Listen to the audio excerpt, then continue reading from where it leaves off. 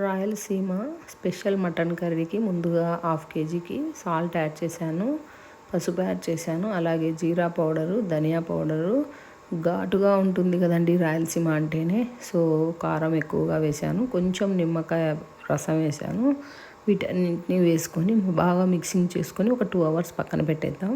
అలాగే ఇప్పుడు ఒక కుక్కర్ తీసుకొని అందులో 60 ml ఆయిల్ యాడ్ చేశాను.